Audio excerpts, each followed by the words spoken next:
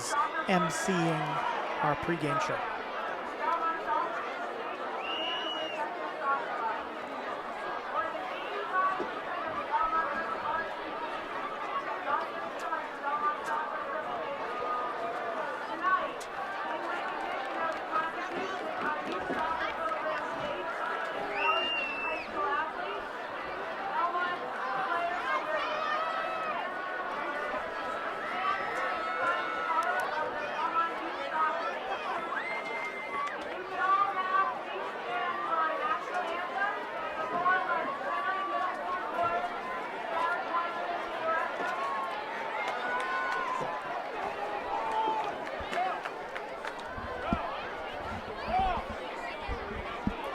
Everyone standing now for our national anthem.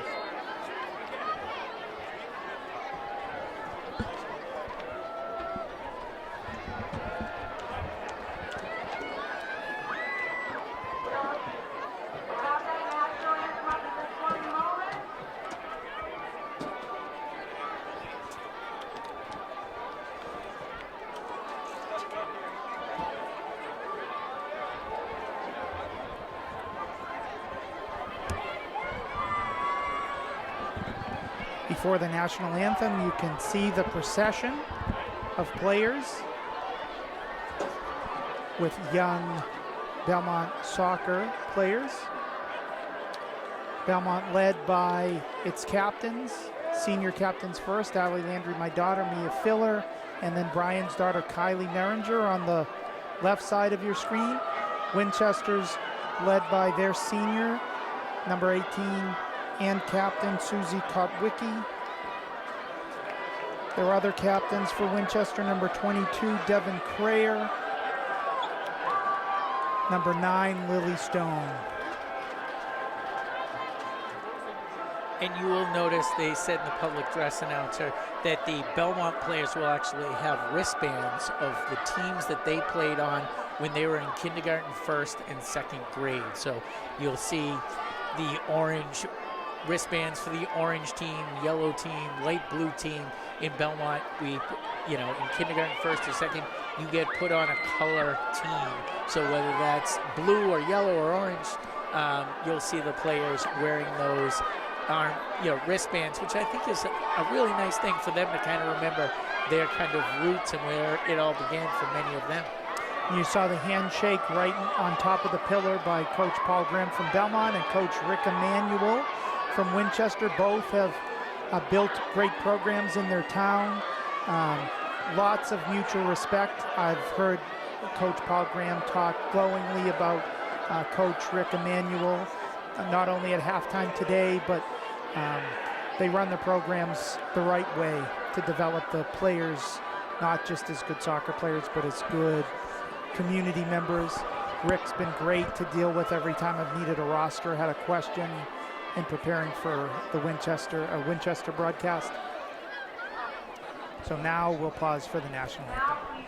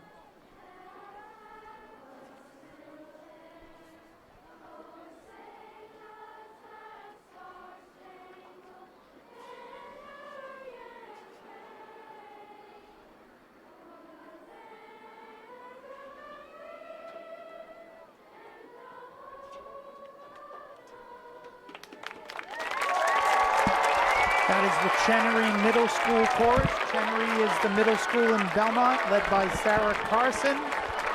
And now one of my favorite moments of the night, just seeing the little kindergartners, first and second graders, just running for the gates to tell their mom and dad all about what it was like to walk onto the field. Now the two teams will salute each other before the game, and then we'll be underway.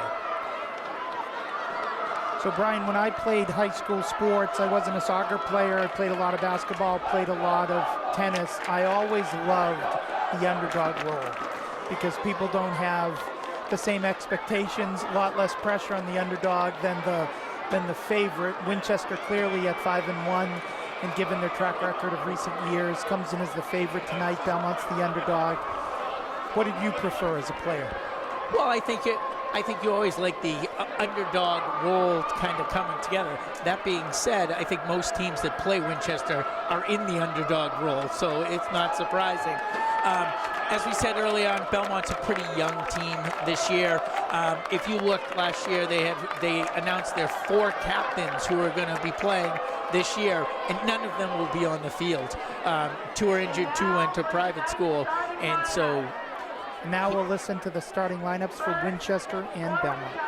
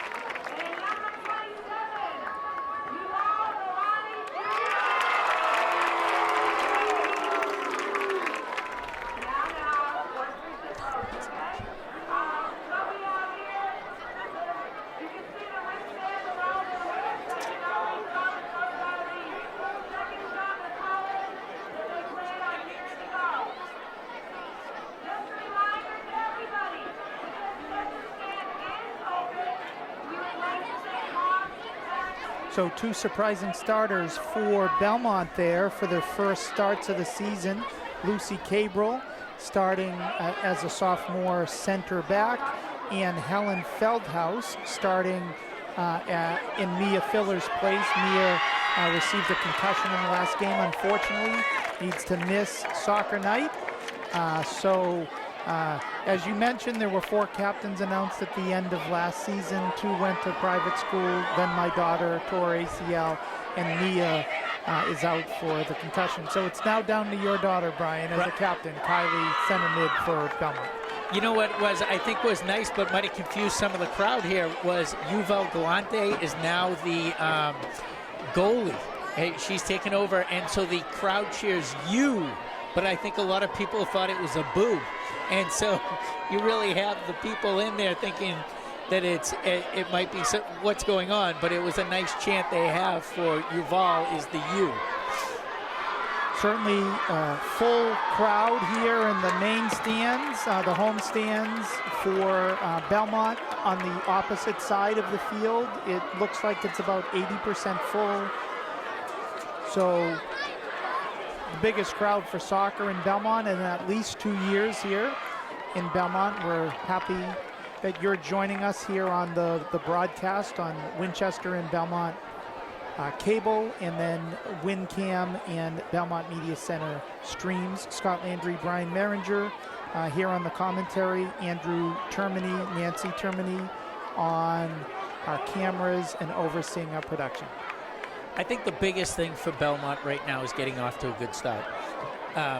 You know, it's kind of cliche to say that, but I think especially tonight, they're going obviously against a team that's 5-1, a team that's been dominant, you know, in the Middlesex League for years, and they're a little bit inexperienced, and you want to get off to a good start tonight to get into the game.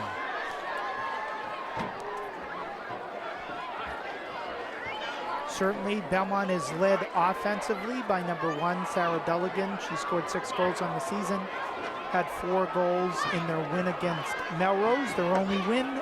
Belmont comes in at 1 win, 2 losses, 3 ties.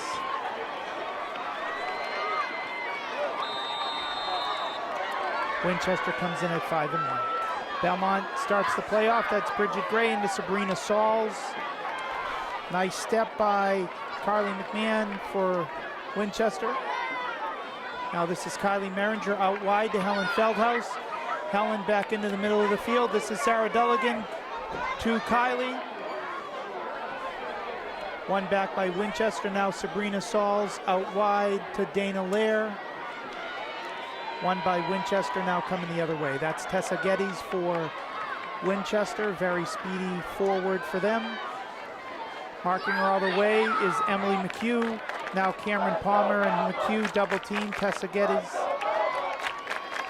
and take it away.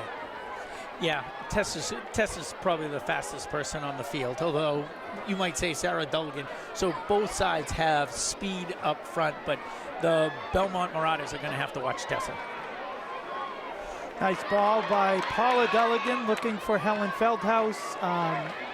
Kicked off of Feldhaus, so it'll be Winchester's throw-in.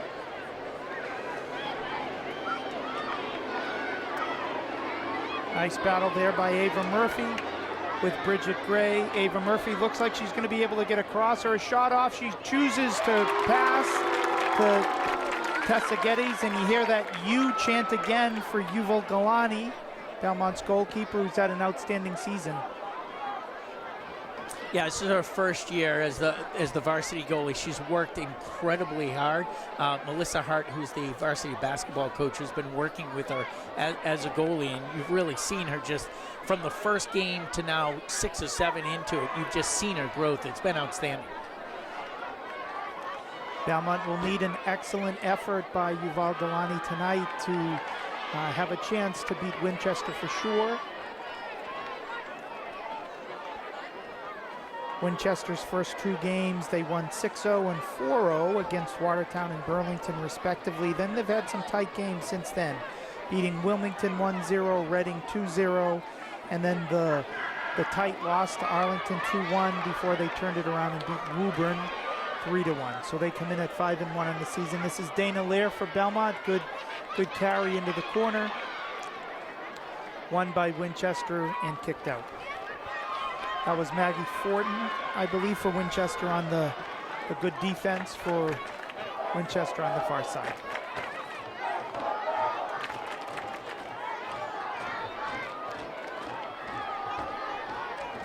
Now Sadie Cabro getting her first start of the season Central D. And there you can see, Good I believe pressure that's by Tessa Tessa Geddes. Geddes. You can just see that speed.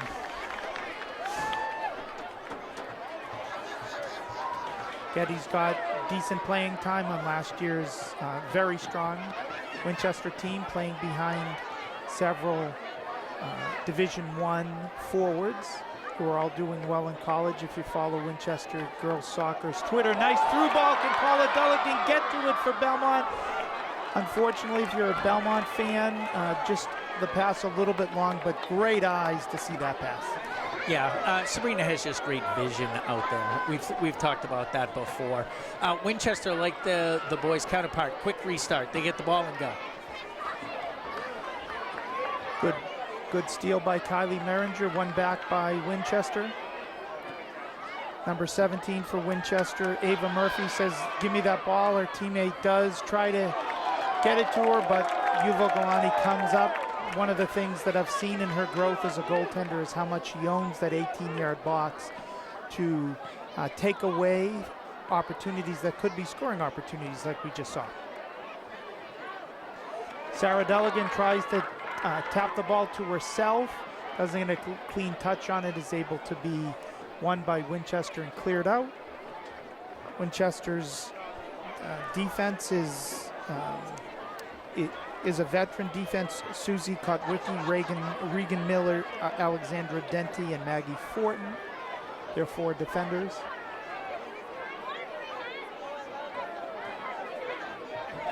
This is out to Kotwicki on the left.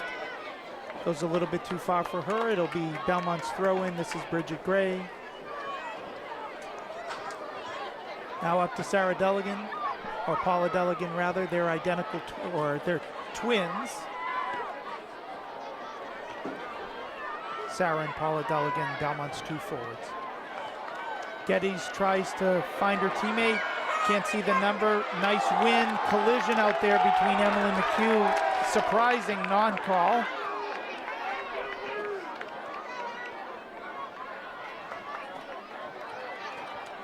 Good effort by both Belmont and Winchester on that play.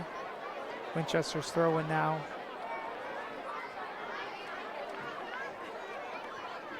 I'd love to do a formal petition, Brian, for teams when they play night games to have numbers on their backs that are twice as big to make it easier on us dads who don't see like we used to. Now, nice move there by Winchester 17, but double teamed and won by Belmont. 17 is Ava Murphy for Winchester. We've already called her name several times. I think it was a nice job by Bridget Gray giving, just marking the person and allowing help so Cabral could come back and help out. Bridget did a nice job of not lunging, but keeping her in front of her.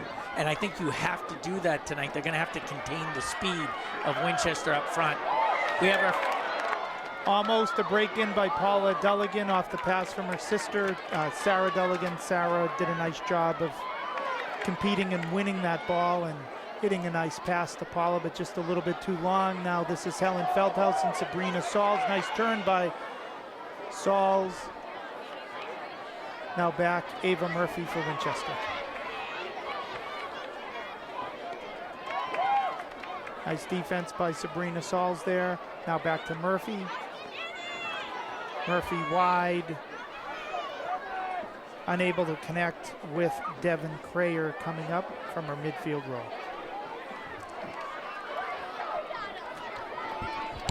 Susie Kotwicki, Winchester's senior, one of their co-captains on the throw-in. Now Tessa Geddes trying to take it into space. Belmont is really bringing 2 players close so that Winchester can't just shade the ball and protect it on the offensive attack. And I think that Belmont realizes they're going to have to double team Tessa a little bit. Now Tessa against Bridget Gray. Tessa's able to turn. Yuval Galani comes out and stops the shot. Great aggressive goaltending. As we anticipated, she will have to play a great game if Belmont is to have a chance in this one. And nice save by Yuval Galani on the speedy Tessa Geddes. They're going to have to, Belmont's going to have to get out there a little quicker. Right now, they kind of fell asleep on that quick restart. Shot by Ava Murphy, wide of the goal. Galani is happy to let it go out and take the goal kick. But you're right, Belmont thought it'd be a conventional corner kick where they're trying to win the header in the air, and Winchester played it close and was able to penetrate the box for a much closer shot. Yeah, I think someone was tying their shoe, and Belmont wasn't really cognizant of the fact that there were 2 Winchester players over there getting the ball in quick. Nice job keeping the ball in on the sidelines by Sarah Dulligan. Now to Kylie Merringer. Kylie passes it back to Cameron Palmer. Now to Sabrina Sauls. Out right to Helen Feldhaus. Good win by Devin Crayer for Winchester. Now to Ava Murphy. Nice job. Good positioning by Sadie Cabral. Good turn by Sabrina Sauls. The Belmont boys team really likes that move. Here in the stands cheering them on. Sarah Dulligan playing the role of a distributor today, looking for her sister Paula. Nice header by Kylie Merringer. Can Paula get there for the kick? Well defended by Susie Kotwicki for Winchester. It'll be a goal kick for Winchester. Yeah, good aggressive play. Kylie coming up, heading the ball, and trying to get Paula into the box, but great defense by Winchester.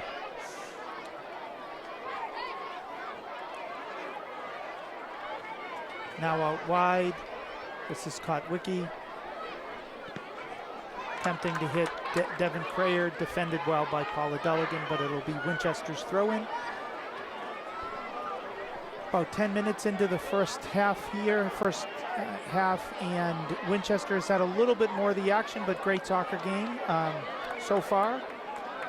Just like we saw in the first game, where Winchester's boys varsity team won a close game 2-1 against Belmont. Yeah, for those that are just joining us right now, the boys game was tremendous. It was a back and forth, Winchester getting the 2-1 victory today, but extremely entertaining, especially in that second half. So we're hoping for more of the same here from the girls game. Belmont not able to keep the ball in on their end. It'll be a Winchester throw. Coming up for Winchester is Maggie Fortin.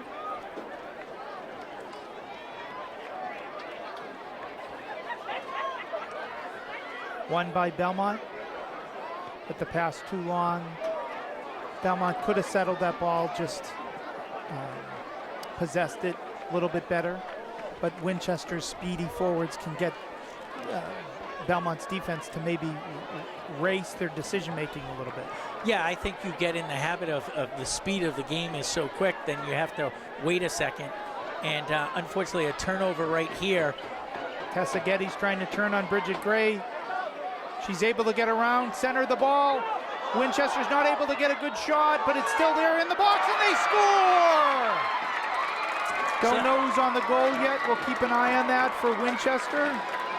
Always makes it tougher when then everybody comes in to keep an eye on who was the one that scored. I did not get that. Yeah, I didn't see it. I mean, I didn't see it in the whole mix. You know, if you're Belmont, that's the one thing you were really trying to guard against. You wanted to kind of get 20 minutes in. They had a turnover here at midfield. They had the speed on the wing, and before you knew it, it went across the box.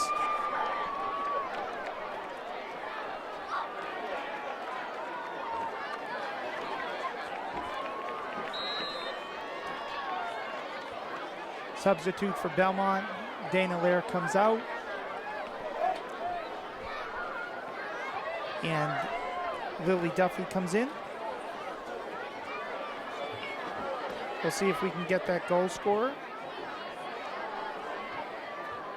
Nice job by Sarah Dulligan right now. Coming in right now. Can she get a shot off? Equalizer. Good battle there. Well defended by Regan Miller for Winchester.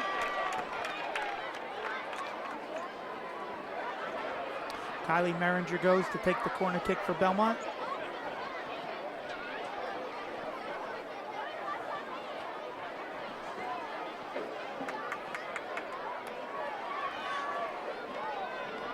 Good set in the box. And this is where you're worried about the quick counter right here with Winchester's speed right now.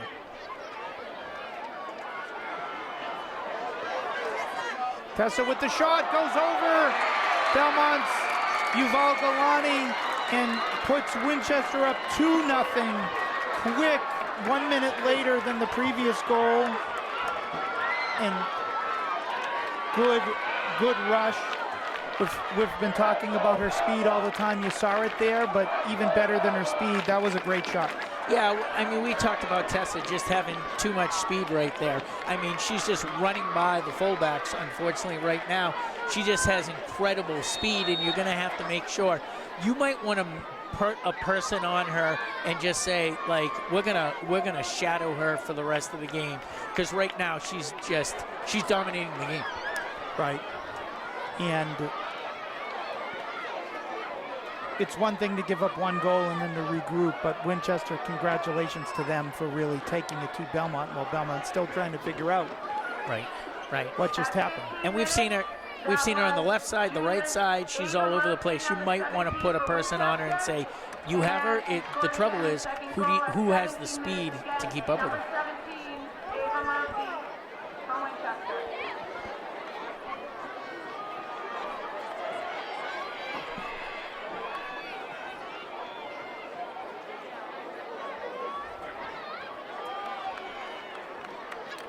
Winchester now leading the attack again, trying to find Tessa Geddes on the right. It looks like that pass is going to be long, but good effort by her to not take that for granted, chasing it down until it finally went past the end line. Goal kick for Belmont.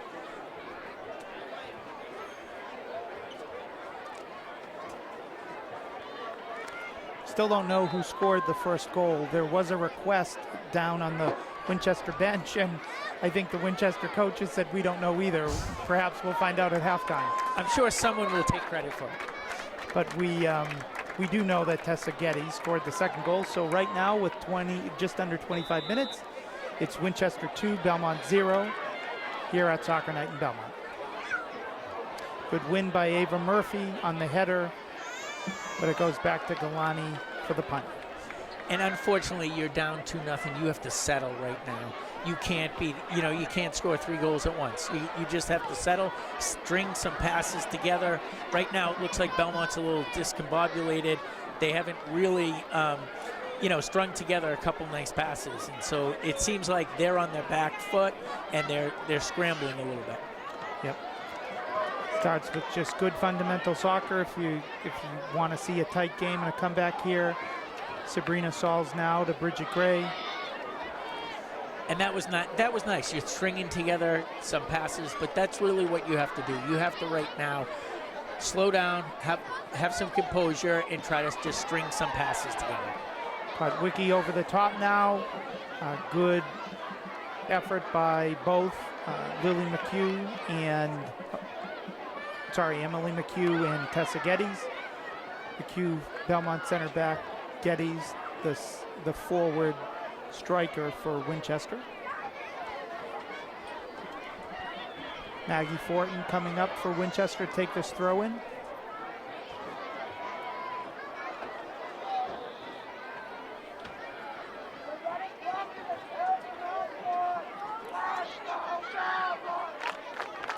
The crowd trying to get them into it a little bit. Nice, the high school kids here, the little crowd trying to get the Let's Go Belmont cheer, I think, to get a little bit of energy. I think some of unfortunately, the energy level obviously being down 2-0. Belmont can try to get within 1 in the first half.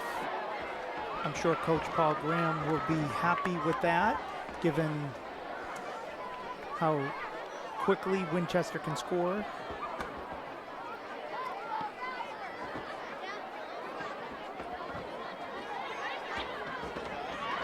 Nice job by Ava Murphy right now, leading Tess in there again. Foot race, McHugh versus Tessa Geddes. Nice touch by Geddes with her left, but right to Yuval Galani. Another save by Galani.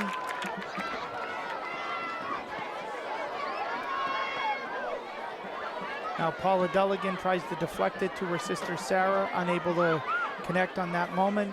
Good step by Bridget Gray. Turn to the other side, passed wide by Sophia Rich, 6 for Winchester, and Tessa Geddes with her speed again. It's the deceiving to the Belmont line. Another play by Yuval Galani, which no questions likely stopped the goal. Yeah. That was a great job. She didn't use her hand. She knew she was outside of the box.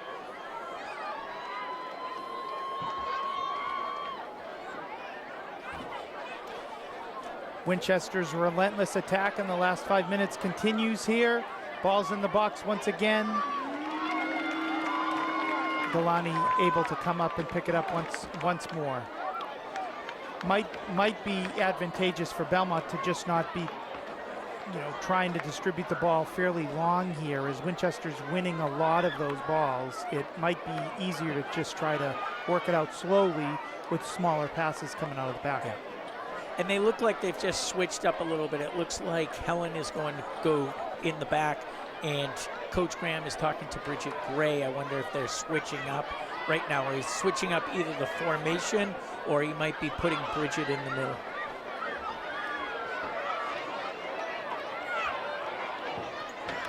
Does look like Helen Feldhaus and Bridget Gray have switched positions, so Feldhaus now back, outside back, and Bridget Gray for the first time this season moving back up to midfield. Bridget had played midfield and forward for Belmont her first 2 seasons.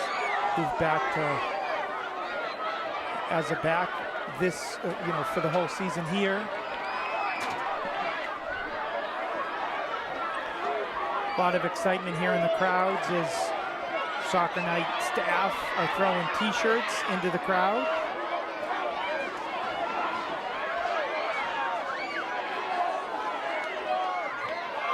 You have any idea what's on the t-shirt, Brian? I'm not sure. I don't think the fans actually care. I just sometimes think when you get a free t-shirt, you're not even sure what you're jostling for right now. Competitiveness comes out. Everybody wants to win. They're just being thrown, not shot out of one of those like little rocket things that they will have at the TD Garden or Gillette Stadium.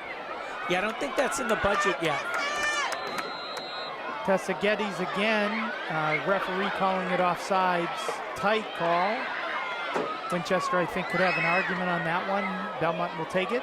Yeah. Belmont will have the direct kick from around the 30-yard line on the football field here. She's doing a great job of just losing marks right now, and so she's been dangerous just about the whole game. Sabrina Saul's out to Bridget Gray. Nice job by Bridget saving the ball. Nice step by Helen right there. Now, Stone. Here's Ava Murphy. 80 centers it. Stopped by Yuval Galani. Rebound to Tessa Geddes, who uses her left, didn't get a clean strike on the ball, but goes back to Yuval Galani. 2 saves on that play, adding to her total. Yeah, that goes in. It's a long night.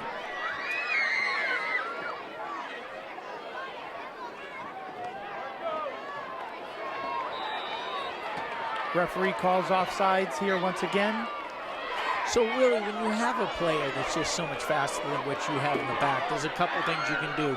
One is you have to be disciplined with an offsides trap so that you're constantly stepping up when they have the ball. The second thing is you can put someone on her and just, she man marks that person, and so that you're constantly looking at that person. Like, once again, they're just going to be putting the ball up to her all night. Safe to say Belmont hasn't faced anybody yet this season with the speed of Tessa Geddes, so they're still adjusting to it. Yes. It might be one of those things where we would see a timeout sometime soon to just recalibrate how Belmont wants to defend. And Belmont's going to have to solve that, not only to be competitive tonight, but the next game they play is Woburn, and Woburn has... This is Paula Dulligan on the carry, now to Sarah Dulligan. Well defended by Winchester. I think that is Alexandra Denti for them. Woburn also has a player, Lavassier, who is incredibly fast as well. So they'll be getting, like, this kind of prepares them for the Woburn game in terms of one person that will have the most speed out there on the field.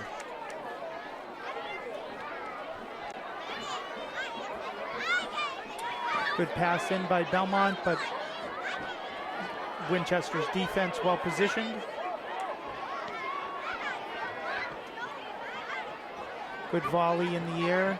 Ball win by Sabrina Sauls. Sabrina now into Kylie Merringer. Battle there. Sophia Rich.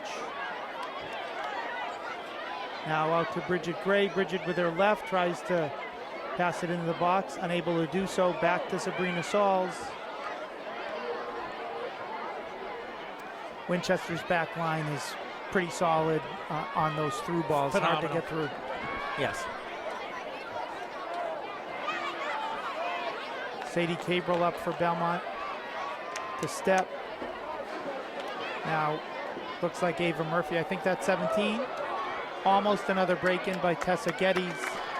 Ricochet goes back to Yuval Galani.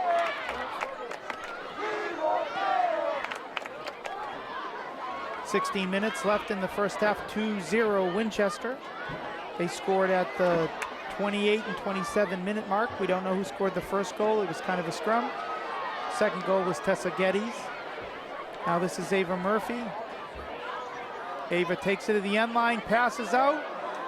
Not a clean touch. Winchester gets the shot. It goes over the goal. Looked like that shot was on by the Winchester shooter's weaker foot. Wasn't able to strike it as hard and low as she wanted. Ava Murphy and Tessa Geddes coming out, probably to a good applause by the Winchester's fans. They had an excellent start at the beginning of the game. I'm sure that the back line of Belmont is happy to see them take a little breather. Right, in for them, in for Winchester, number 16, Ellie Wang, who just got her foot on the ball, and 21, Casey Blumsack, or sorry, Carly Blumsack.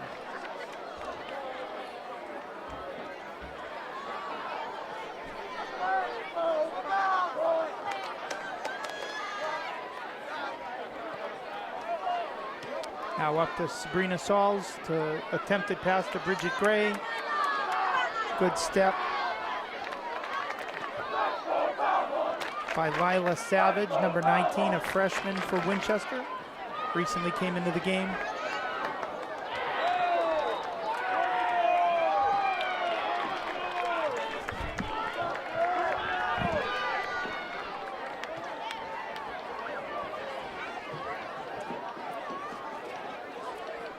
Sorry for the lack of commentary for a couple minutes. We had great seats for a while, then they became obstructed view seats, but now we can see clearly again. We're back in.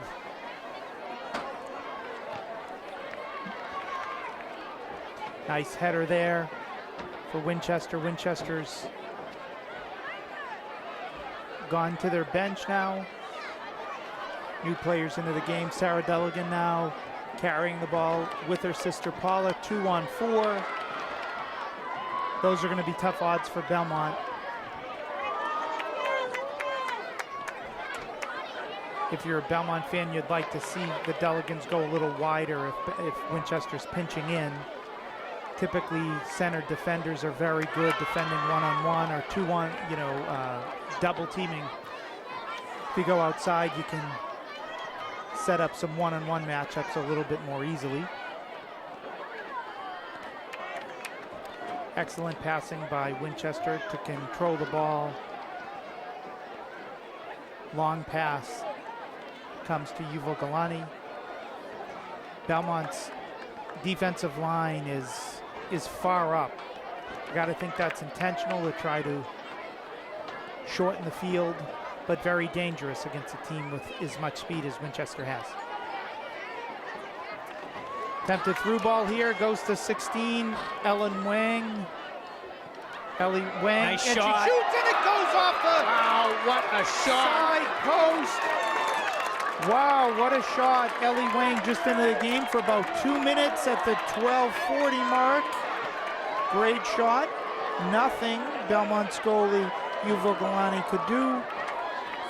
I know it sounds tough, but Yuval's played a great half, and they're down 3-0. I think finally a timeout by Coach Paul Graham. He's going to have to regroup for the last 12 minutes. Winchester's come out here and just played extremely well. The speed up front. I think the midfield right now for Belmont's pretty tired. They've been on the back heel for most of the game. We knew coming in Winchester was a very strong team. I think Winchester is also playing very well tonight. So you add those two things together, that's going to be quite the challenge for Belmont to try to come back. I also think if there's a time you don't want a team, it's after a loss. And I know Winchester's, you know, they're looking to win the league. They weren't happy to lose into Arlington. They're a little bit more refocused, and they're ready to go.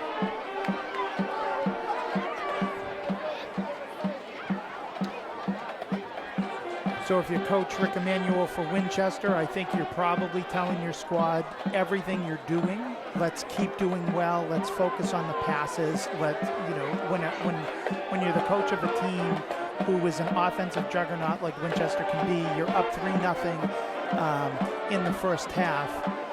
You want your team to play really well, but you also want your team to not just be forming bad habits and just looking to score too much. So he's probably telling his team, let's possess the ball a little bit. That's always good sportsmanship when the score gets to be 3-0 in the first half, to just see how the game goes.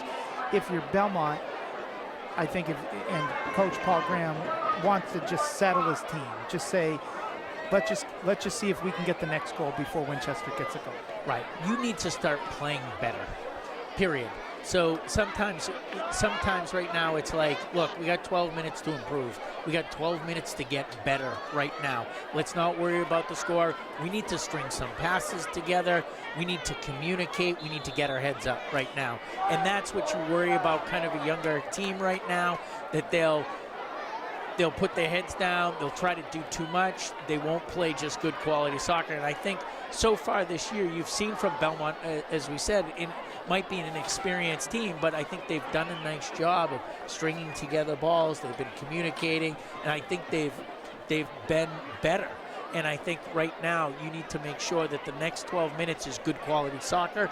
If you go down 3-0 at half, so be it. But you need to possess the ball a little bit right now. You need to communicate effectively. And when Brian talks about better, it's just make the next 2 minutes better than the last 2 minutes, and just keep continuous improvement. If you're some of the first-time varsity players on Belmont's team, which is most of their team, I think whether they're saying it now or just thinking it, they're certainly thinking, wow, this Winchester team is loaded. They're quite good. Corner kick into the box. Still in play. Corner kicker has another opportunity here. Passes it out back to her teammate. Belmont in the right place on that one. Able to win it back. Pass a little bit too long for Sarah Deligan, but Bridget Gray kicks it through. Can Sarah Deligan get it? Winchester's goalie comes up. Wins the ball just outside the 18-yard box. That was Mia Kurtz, Winchester's goalie. Nice play by her. Now Sabrina Sauls surveys where the passing options are. She tries to hit Bridget Gray going to the corner. Can Bridget get it? She can't before it goes past the end line. But another great pass by Sabrina Sauls. Yeah. Better. You see, it was a nice run by Bridget. It was a nice pass by Sabrina. That's what you want to see more. You want to try to lock it down. You need to put together a couple good minutes. Right here, uncharacteristic mistake by Winchester. Belmont gets the ball down in the corner. Turnover on the pass out of their end, so Belmont will have the throw in. This is Cameron Palmer for Belmont throwing it in. Back to Palmer. Now Sabrina Sauls volleys it out of the air. Ball won by Winchester, good turn. But pass intercepted. Here's Paula Is Deligan. out of position if you can get a shot. Paula takes it wide, tries to pass it into the right in front of the goalie, unable to connect with a teammate. Feldhaus now, Helen comes up, throws it in for Belmont. Good effort by Sabrina Sauls. Now to Sarah Deligan. Sarah to Paula. Paula passes it through. Sarah takes the shot. Save! Belmont has another opportunity, and it goes over the goal for Belmont. I think that was Lily Duffy on the rebound. Great opportunity by Sarah Dulligan. Good save by Mia Kurtz for Winchester. Lily Duffy with the, or Shanta Gardner rather, on the rebound. No, I think it was Hannah Glavin who was over there, who just missed the open net. Best opportunity Belmont's had all night. Once again, we're starting to get a little momentum. It would have been nice to see that go through right before halftime to give them a little confidence. But Hannah Glavin was in the right place, just didn't get all the foot that she wanted on the ball and kicked it north. Hannah Glavin must have come in after the last timeout. Yeah, and some of that's, and that's half of soccer, is making sure you're making the right run and being in the right place. And so I know she's probably disappointed she didn't put it in the net, but it was an opportunity. Hopefully you do that enough times, then the goals start coming. 3-0 Winchester over Belmont, and girls varsity soccer action here, soccer night in Belmont.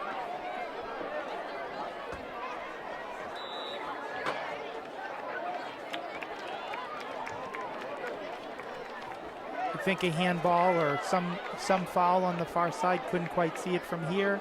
It'll be Cameron Palmer on the direct kick for Belmont. Good win by Sarah Dulligan out of the air, unable to control it at first, but good effort to keep fighting for it. Now outside to 19, Lila Savage, freshman for Winchester. You don't see a lot of freshmen usually on the Winchester team, so you know she has to be a good player. Attempted through ball there, just comes a little bit long. Yuval Galani comes up to pick it up for Belmont.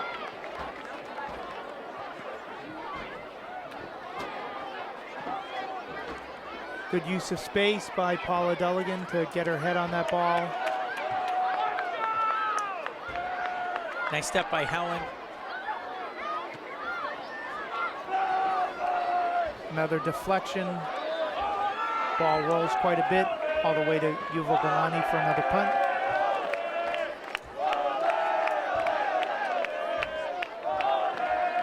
Belmont High School is here trying to create some energy for their friends on the Belmont girls varsity soccer team.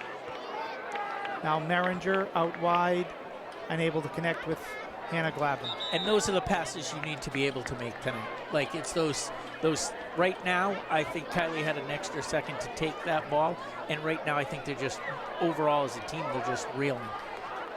Two substitutes in for Winchester. Number 7, Farah LaMontagne. I'm going to give her the French pronunciation. I'm sorry if I'm butchering that. And Zoe Coleman, number 15, coming in. You're pretty sure about the Zoe Coleman then?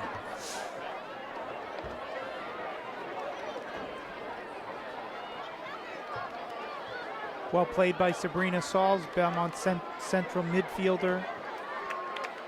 Belmont continues to try to hit the long through balls. They've been tough against Winchester's strong defensive line. And once again, they've been successful with trying to get those through balls up to Sarah this year, but right now you're just, four of the Winchester backs are not going to get beat right now by 2 of the Belmont forwards. So you're going to have to build it up. 5 minutes, 40 seconds here in the first half. Winchester leads Belmont 3-0.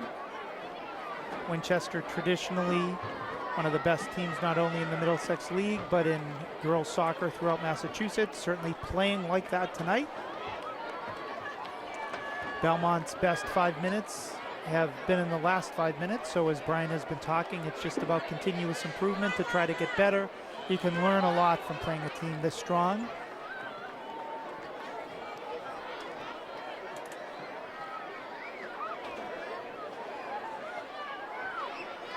Winchester's throw in here. I think this is Susie Kotwicki.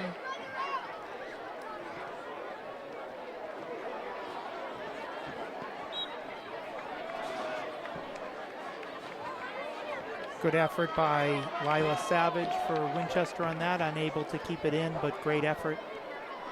Feldhaus now to Bridget Gray.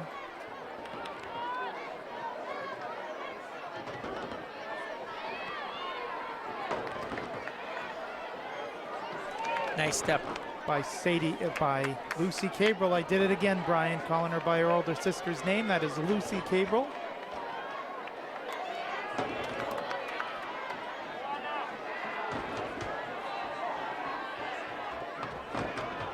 Now Paula Delegan to Sarah Delegan.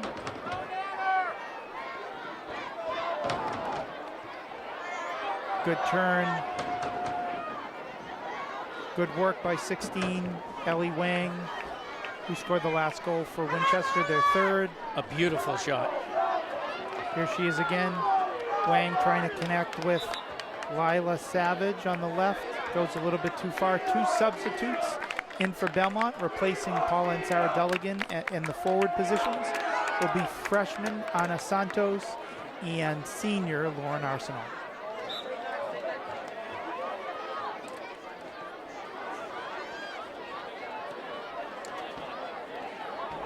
This is Wang again. Way to keep that in. Good switch of the ball. Ball comes in, and almost a great opportunity for their fourth goal, but snuffed out by Yuval Galani. She's doing just a great job of coming out and making sure she owns the box. Once again, it's 3-0, and I think she's probably been the best player for Belmont.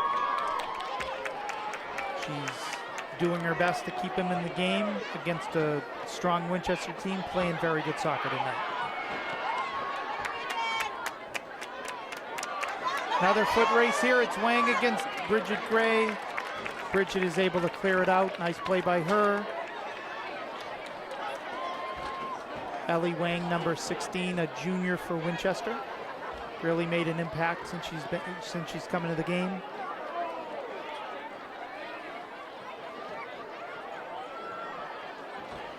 Now back outside, cut Wiki. Good turn by her. Over to Maggie Fortin. Back out wide to Lila Savage. Won by Belmont's Emily McHugh. Lauren Arsenal now tries to find Hannah Glavin up the right. Ball is slowing down. Hannah might get to it. Nice hustle by Hannah. I thought the Belmont player, the Winchester player could have probably shielded out there. Not quite sure what the call is. It might be that the referee is overruling and saying it's a Belmont throw, not a Winchester throw down there. I think that is the call. Coming up for the throw-in is Cameron Palmer, left back for Belmont.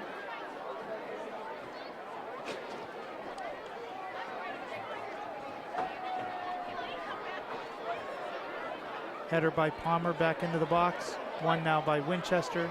Good job keeping it in. This is Lauren Arsenal. She takes a shot. Nice shot. Right to Winchester's Mia Kurtz. Excellent hustle by Ana Santos against Lila Savage. Two freshmen for their respective teams. Now up to Ellie Wang. They'll be seeing each other for the next 3 years.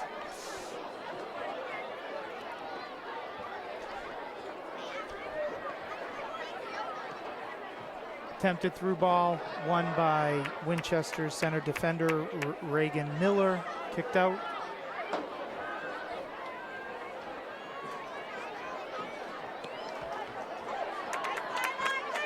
Nice job pulling that out of the air by Lila Savage. Now Farah La Montagne.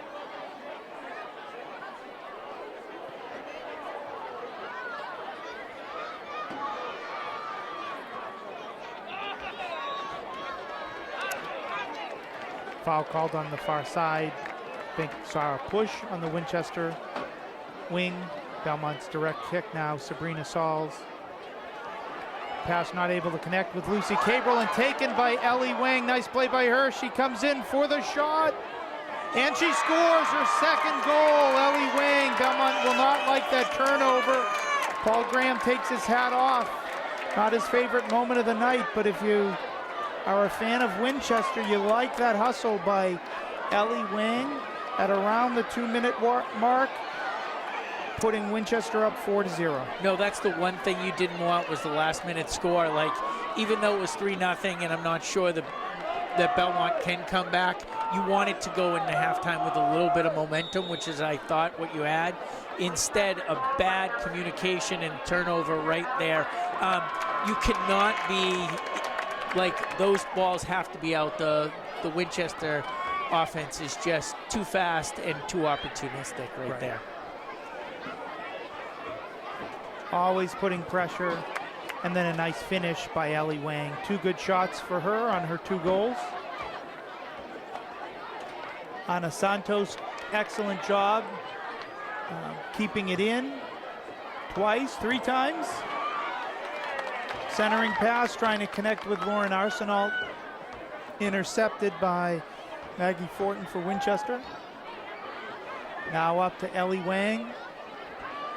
Good turn. Ellie Wang has been the super sub tonight.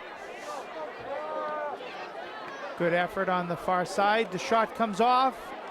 Cabral is able to head it out. Galani would have liked to have been able to catch that one and turn the ball up the other field, up the other way, but it'll be Winchester's corner kick. We're about out of time, I think, in the first half. We don't see the official clock. The referees keep it on the field, but it's got to be less than 30 seconds here.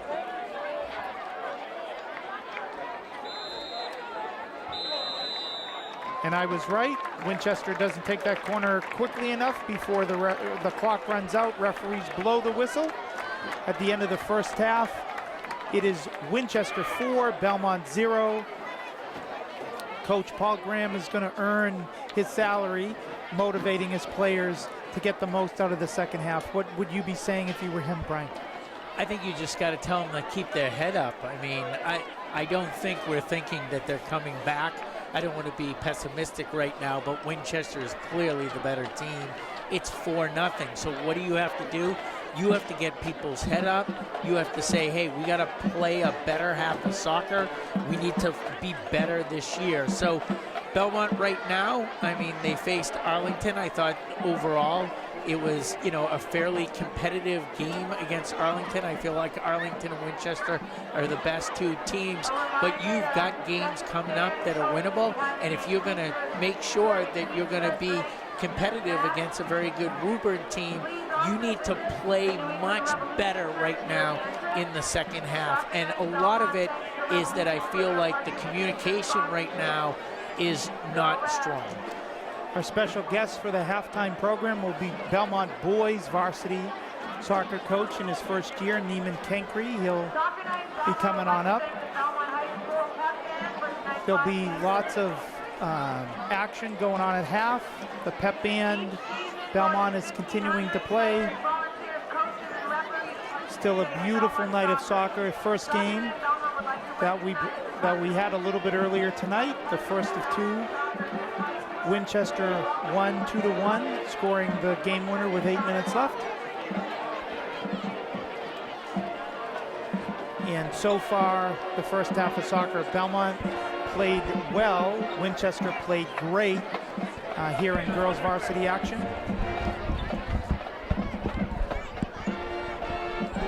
So joining us now in his first year is the coach of Belmont boys varsity soccer, Neiman Kenkray. First, congratulations on the honor of being selected to coach. Thank you very much, Scott. I'm very excited. It's a great group of guys. They're really improving and they're playing well, and it's a super high character, and I'm really honored to be in this position. It's something that I've wanted to do for a while. Great game of soccer. Your boys competed really hard, came back from a 1-0 deficit to tie. Very exciting game. Unfortunately, Winchester scored the game winner with about 8 minutes left. Lots of pluses, some things that you'll take away and want to improve after the first game here tonight. Yeah, that was really disappointing. I felt it was a game that we probably should have won. I mean, credit to Winchester. They played well and they fought to the end. But I think in the first goal we conceded, I used a new system today because we had a number of injuries, system that we hadn't really had enough training. And we conceded the first goal because of a defensive lapse with a player that didn't really know his role in the new system, which is like a 3 center back system, whereas before we played a standard back 4. So then we changed it back, and then it looked a lot better. And then I changed it. I made some tweaks to that, having changed it back at halftime, and then we were all over them in the second half. You were dominating for much of the second half.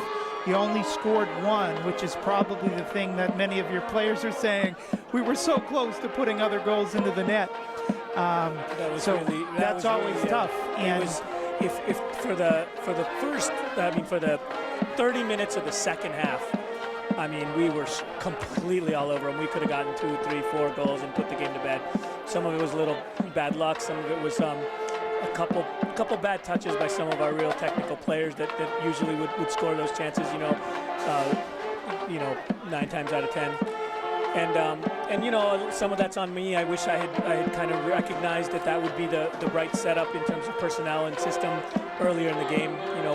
I kind of figured it out and made the changes at halftime. But if I had opened the game with it or made those changes with the timeout in the first half, I think maybe we would have been able to have a prolonged period of sustained pressure and possibly won the game. And then I think in the end we felt like we were so on top that we really, really pushed forward to get the winner, and we left sort of gaps in the back, and we didn't want to tie the game because we felt we were the better team.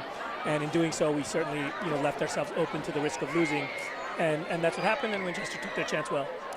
Sometimes that's the way the balls bounce. You've played a lot of soccer. You've coached a lot of soccer. You've been coaching at high-level club soccer for many years. You coached in Belmont second soccer with the Orange team way back when. What's different about coaching boys varsity high school soccer? Yeah, that's wow. Where do I begin? How much time do you have, Scott? Well, I'm coaching, so I've noticed, so of course the age is different, and there's a lot of personal issues in terms of sorry, someone just handed me my keys. I didn't realize I dropped them. There's just stuff that's outside of just coaching on the pitch, because they represent the school, their friends are there. That's the playing on the soccer team is so much more than just the soccer team itself, as opposed to club soccer, which is where my experience is, where it's sort of self-contained.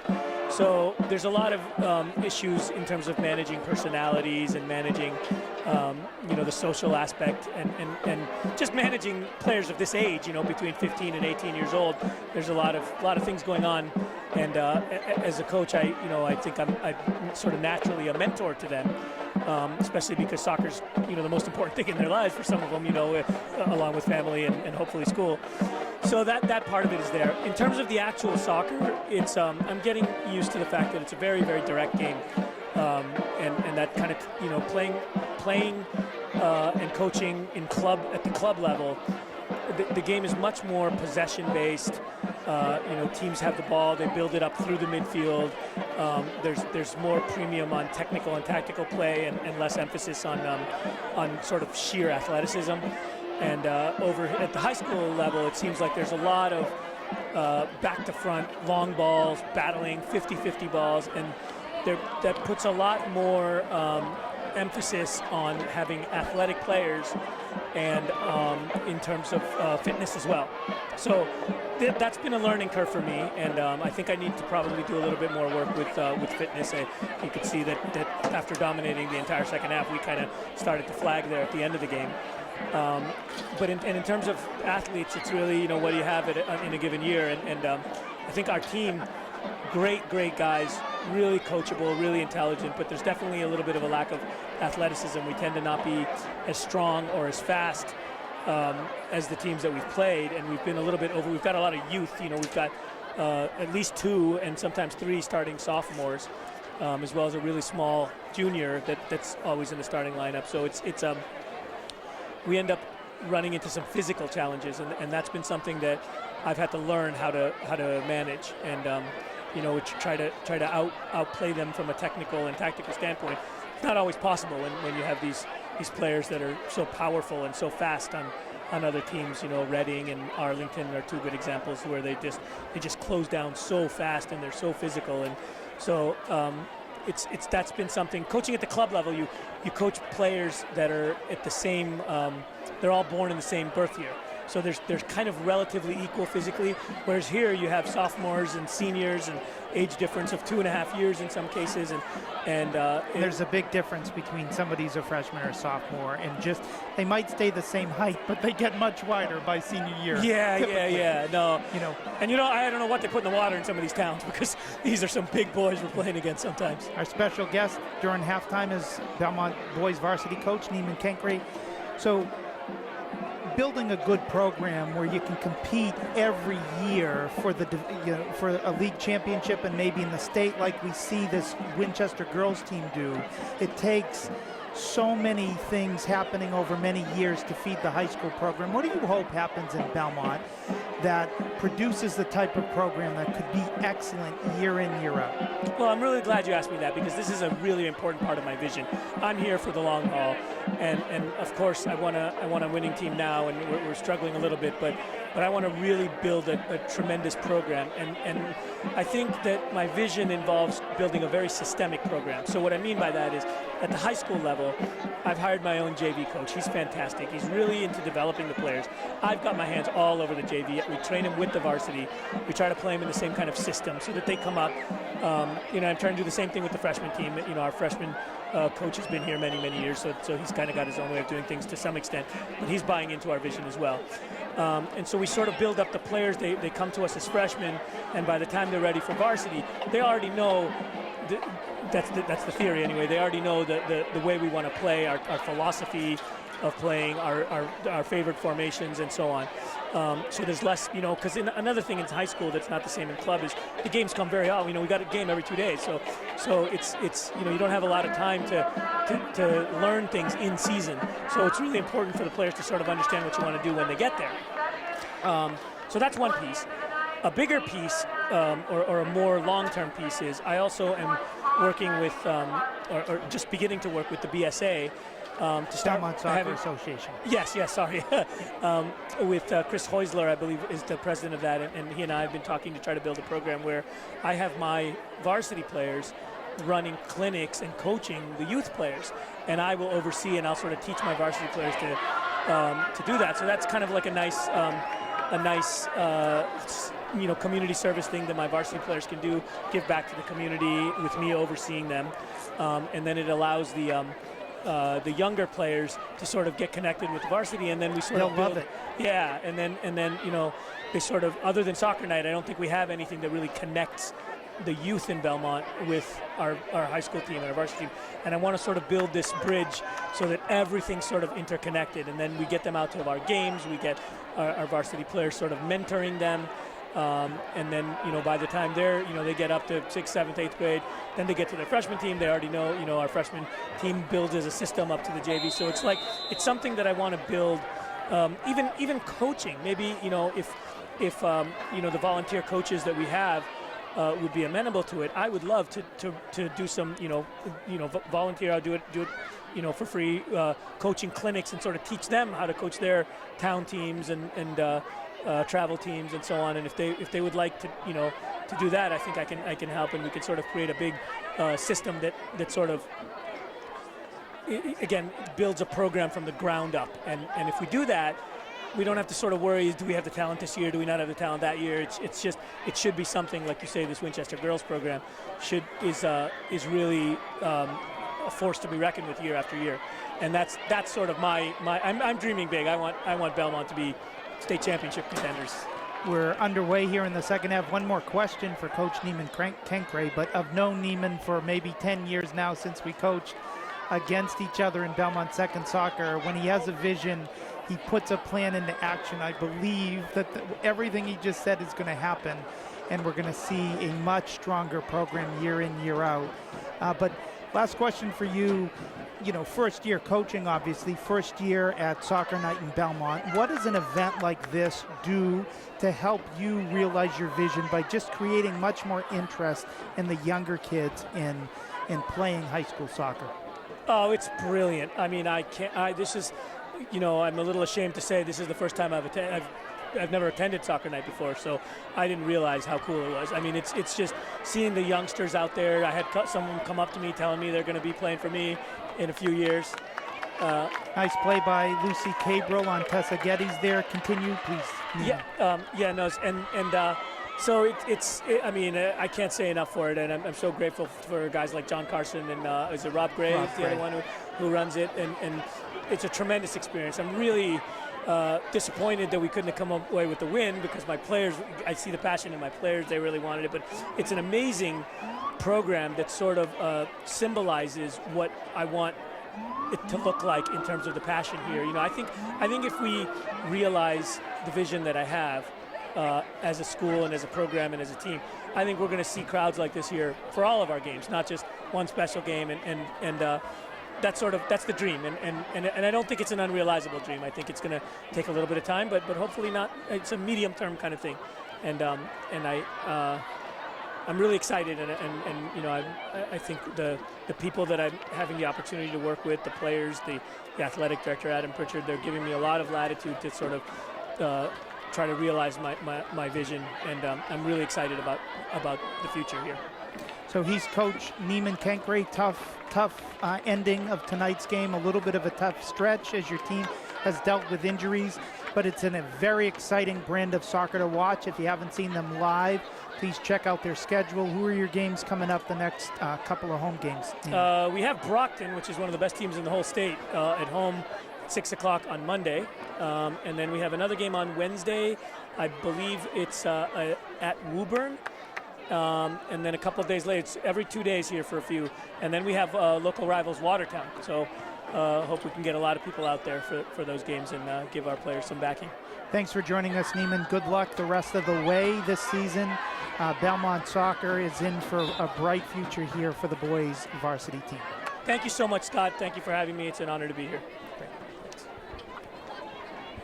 36 minutes, 14 seconds and counting. Belmont versus Winchester girls varsity soccer. Winchester leads Belmont 4-0. Really played a dominant first half, particularly their forward lines, just utilizing their speed. Very surprising to the Belmont back line. No question the fastest forward team that Belmont has gone up against. Yeah, and even now you're still seeing a little miscommunication with Belmont.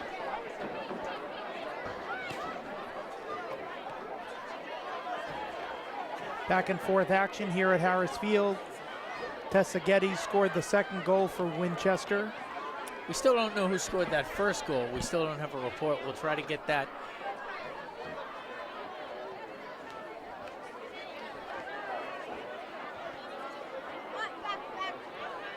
We're just going to name it like the unknown goal scorer or something like that. We'll hopefully find out soon. Maybe the way we do it is the player of the game is the person who scored that first goal and see who comes forward. Thanks for joining us on this special broadcast of Soccer Night in Belmont. Great collaboration between WinCam, Winchester's public access television station, and Belmont Media Center, ours here in Belmont. Scott Landry and Brian Merringer on the commentary tonight. On our camera, Andrew Termini and Nancy Termini, part of the WinCam team. Tessa Geddes just showing her speed once again. Can she get the shot off? She does, but it goes to Yuval Galani for another save. Another great opportunity for Winchester. Another well-positioned save by Galani.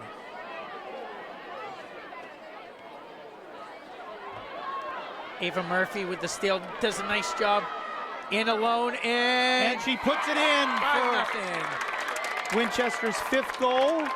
Ava Murphy, we think her first. As we said, could be second. We're not quite sure. But once again, the offensive forwards for Winchester just having a great night. That was a great finish. Got the ball, she cut off the line at defense, walked in. Not much a goalie can do. Puts it away, 5-0. And unfortunately, a long night for Belmont. Well, again, what you were saying, which should be their mantra the whole second half, just make the next minute better than the previous minute. Right. But what I thought Ava Murphy did really well is just once she got behind the defender. She used her body tremendously well to just make sure that she wouldn't turn the ball over, and she could have gone to either corner and scored. And I think Galani was probably hoping that her defender might have toe checked or poke checked that ball away so that Murphy didn't have a clean shot. But she's a good finisher, and she finished that time to put Winchester up 5-0. And it's good to see Ava out there playing. She tore her ACL. You know, unfortunately, there's kind of a sisterhood of people who have torn their ACL, and you can always identify them with that huge brace that they have, and you can see that's on her right leg, and she missed a lot of soccer through her high school career coming back from that ACL. So it's nice to see her up there running and playing well.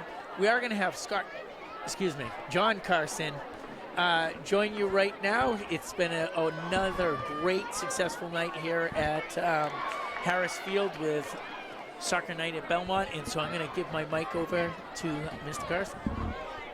Thank you, Brian. As John gets settled, 32 minutes left to go in Soccer Night in Belmont 2021, 6th annual edition, and joining us now is the co-founder of Soccer Night in Belmont, along with Rob Gray, John Karsten. Welcome, John. Hey, Scott, how are you? Thanks for being here tonight. I really appreciate you and Brian doing this for us.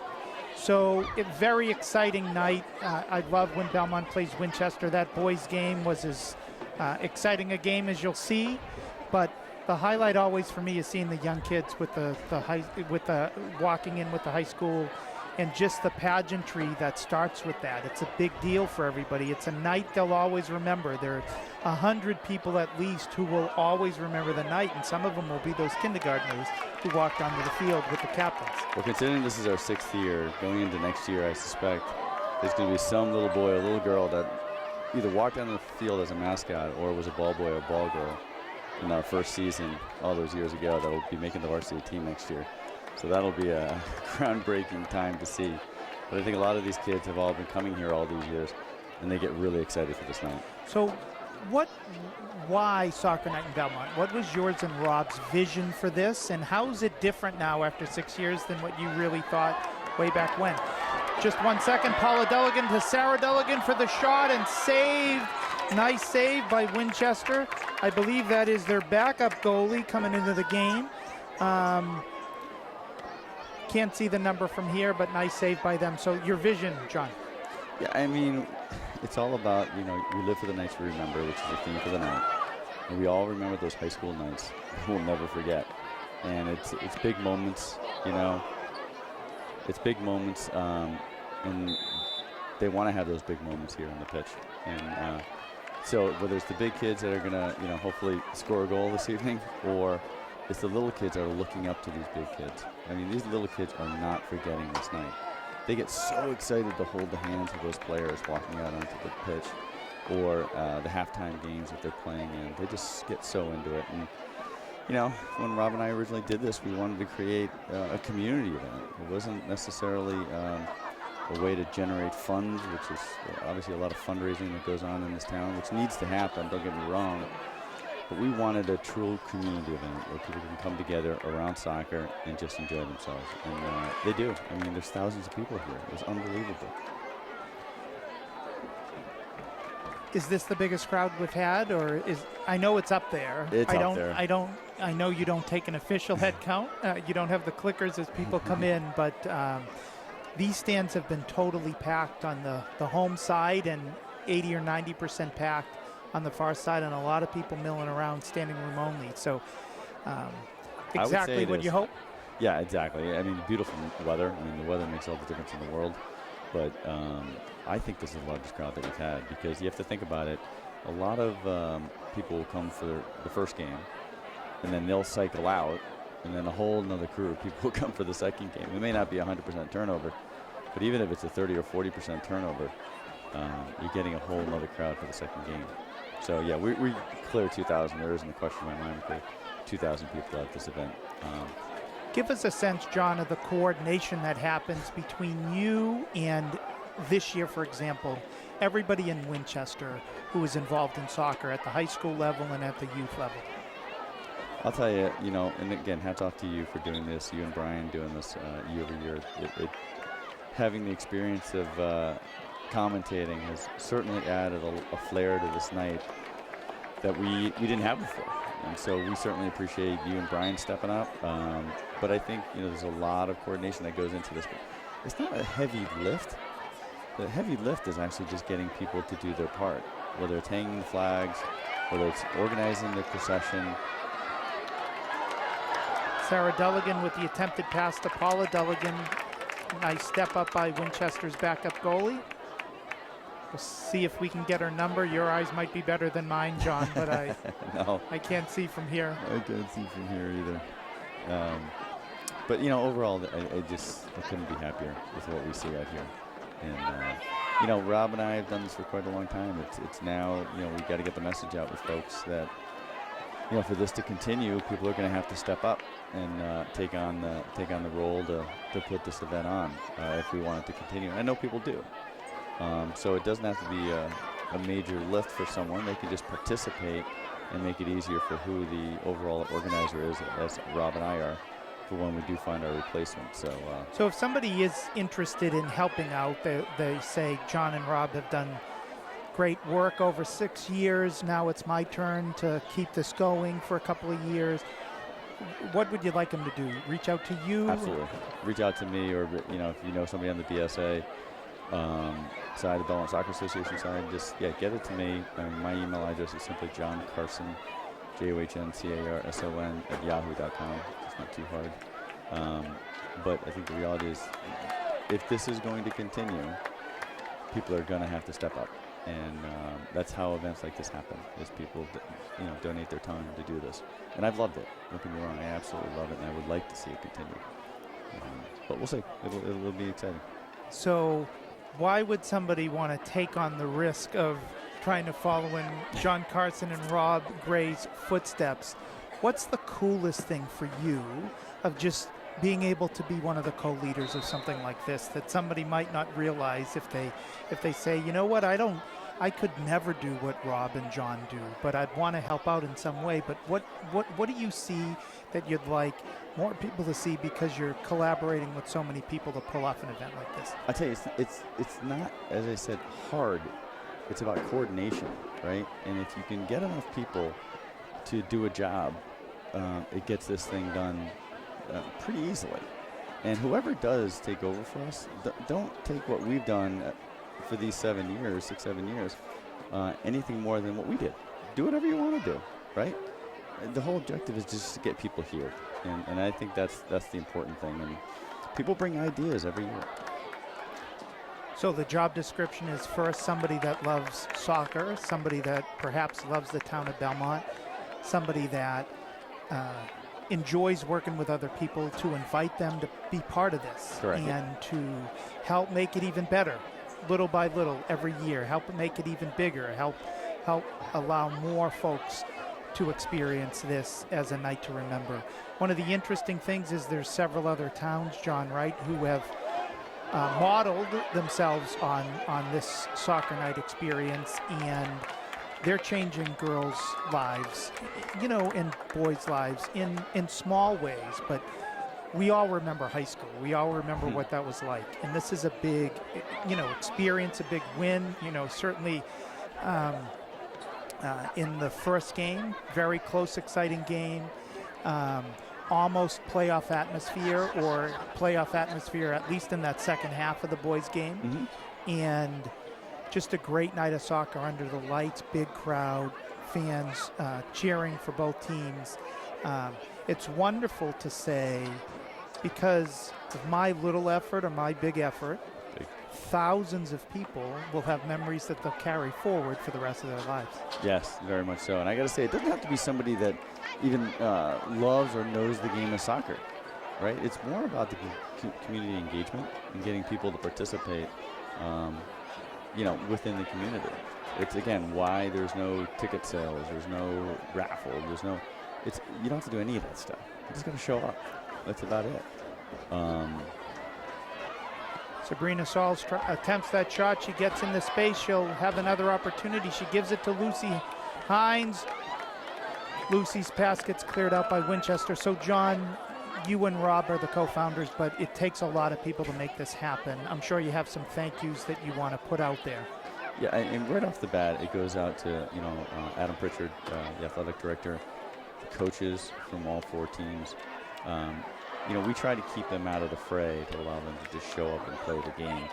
But without their agreement to do it, you couldn't necessarily have a night to do this. But Adam kicked it off. I would also say Jim Davis. He set up the time and Jim's schedule the for this. former athletic director at Belmont High. Yep, and he, before he left, made sure that this night was on the calendar because he knew how important it was to the town. So I thank Jim for doing that.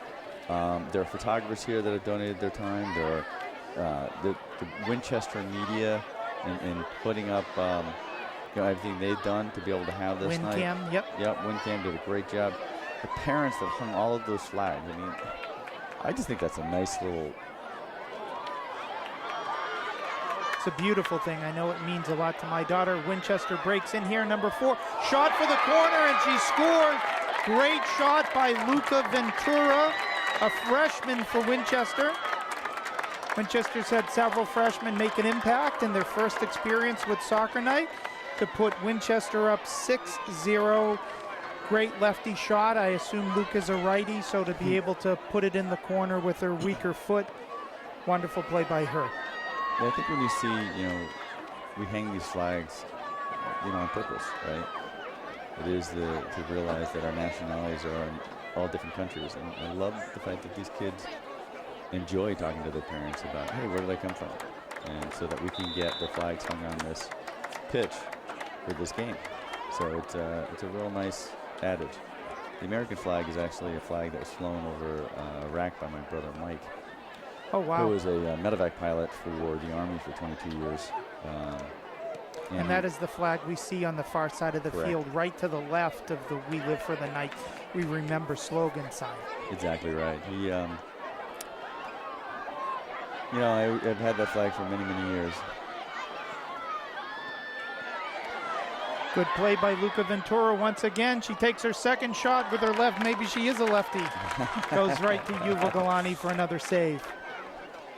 So when, John, you have sponsors that make this possible, mention the sponsors who have been with you for not only this year, but continuing year after year. Yeah, I mean, the first one to jump on actually was Belmont Savings Bank, and then it continued into the Belmont Savings Foundation, which is still active overall in the community. But they were the first. But truly, we could not do this without the Belmont Soccer Association.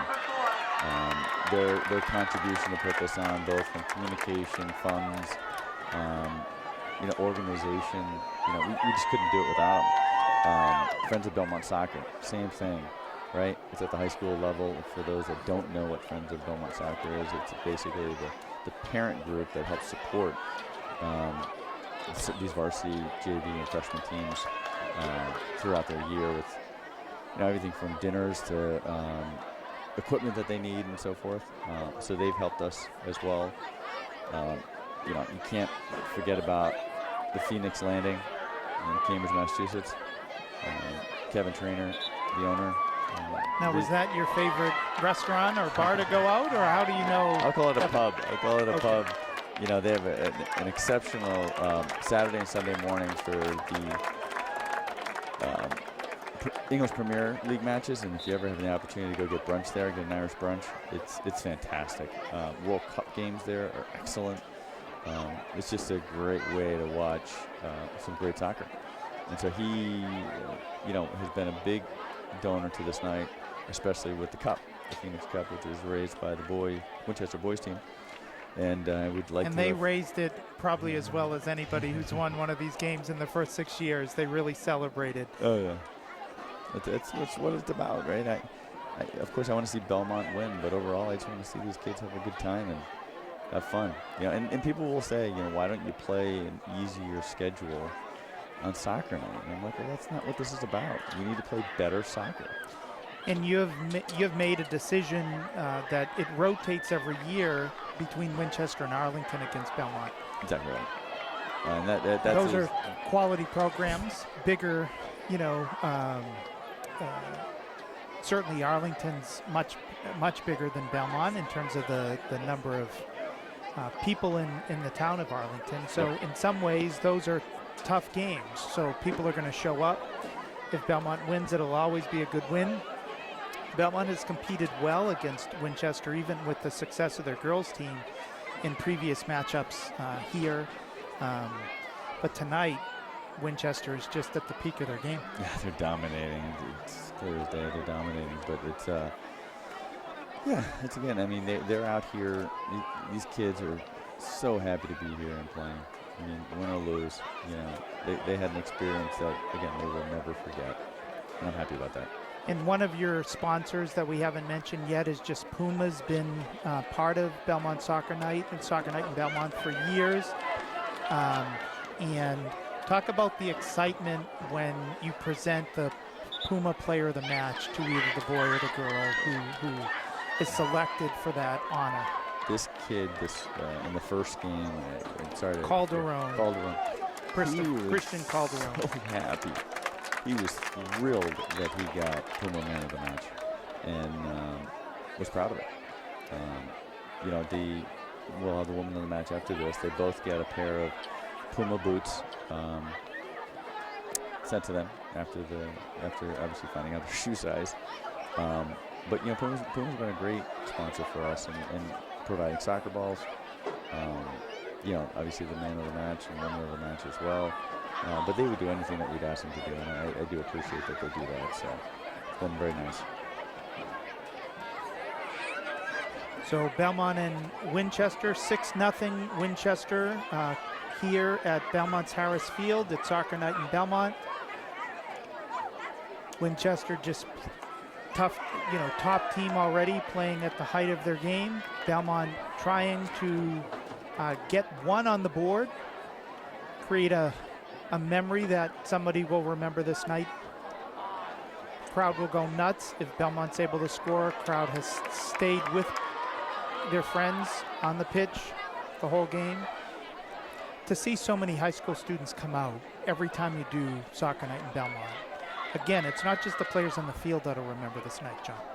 Yeah, it's the people on the sidelines. I had parents just, you know, throughout the night just walking over thanking us for what we do to get everybody together, and it's a happy time, right? That's what we want, and we want these kids to be happy, and they're in a great environment, not just to watch games, but just to be around their friends, and you know, it's just really nice to see.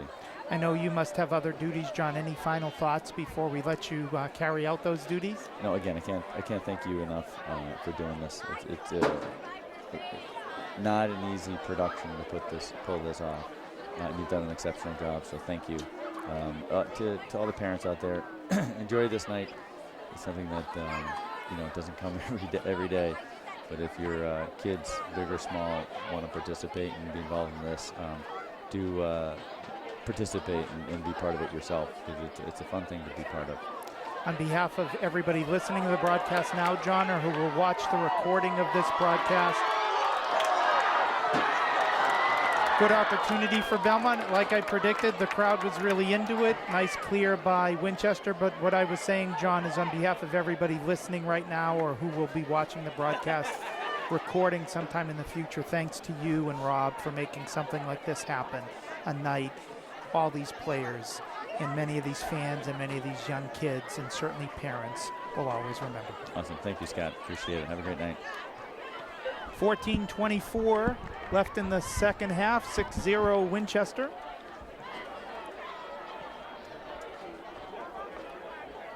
Yuval Galani for Belmont has had a very busy night. Despite 6 goals, she's played a really strong game for Belmont.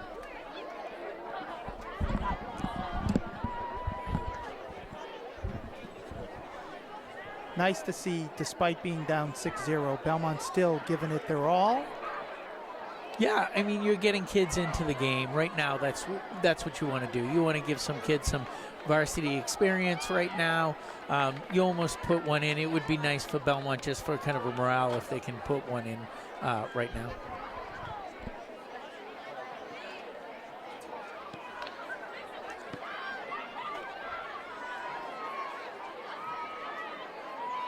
Nice play by Winchester's Alexandra Hermsdorf.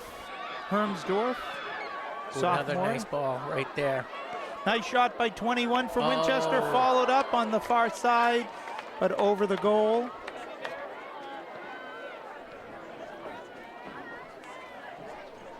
Winchester, a really deep team. I saw her on their girls soccer Twitter feed earlier today that Hermsdorf had scored her first goal in her varsity career earlier this week. So congratulations to her.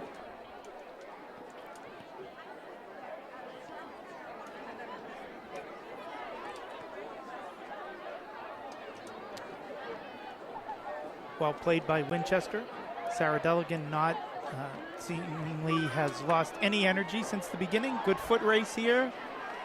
Won by, I think that's Yes. Hannah Glavin. Yeah, nice job. She did a nice job of turning with the ball right there. Cam Palmer will, no, Bridget Gray will have the direct kick for Belmont.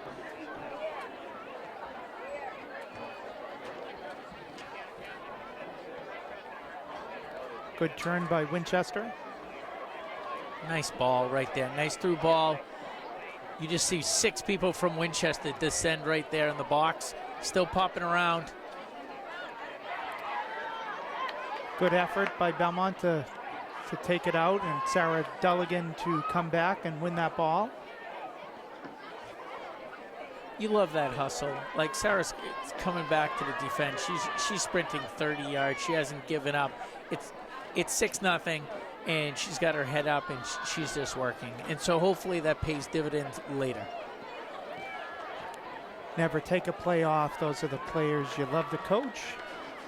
Winchester will have this corner kick. I've been very impressed. Winchester has many of its substitutes in, but they're great. They're playing extremely well. Just shows the depth of their program. Yeah, if you went to a summer league game this summer, they had 30, 40 girls constantly out right here. Ooh. Header, beautiful setup, nice corner kick ball. Winchester's player right in the perfect spot. She just hits it on the top of her head instead of the front of her forehead, so it goes over the goal, but got to the right place, right time. Nice corner opportunity.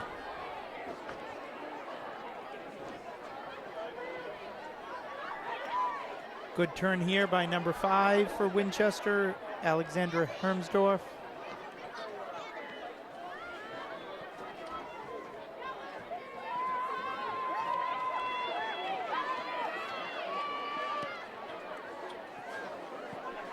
Ball off Winchester, it'll be a throw. Cameron Palmer's been busy with her throw-ins. Another one. Win by Winchester's Farah La Montagne. Belmont's unable to keep it in. We've reached the 10-minute mark left here in the second of our doubleheader. Winchester boys beat Belmont 2-1 in the first game, and the Winchester girls are up 6-0. With a game 6-0, Brian, it does create challenges for the team who's in charge of picking the Puma player of the match. Yeah, Tessa Geddes obviously had a great match here today. I thought she kind of set the tone right away. So she's an official nominee. She's definitely a official nominee. Another good corner kick right here. Winchester taking their chances, weren't able to get any clean strikes on the ball. And obviously Ellie Wang, who came in and scored goal number 3 and goal number 4. We're still trying to find out. I've tried to inquire for 3 or 4 people who had that first goal, and I have, unfortunately did not have an answer. This could be dangerous right here. But nicely tracked back by Belmont to clear the ball up. Yuval Galani played it aggressively. That has worked out in her favor many times throughout the season. Didn't on that time, but thankfully the touch by Winchester was wide of the goal, and Belmont's defense was able to clear it. Now up to Sarah Deligan. Sarah hits the through ball to her sister. Ref is going to let it go on. Can Paula get the shot? She does. Knocked down in the box. And I think the referee is calling that a corner kick for Belmont. Well defended. The Winchester player was behind Paula, but she was able to make up the time and prevent a clean shot. Coming into the game for Belmont now, first action of the night for Molly Plunkett, a junior.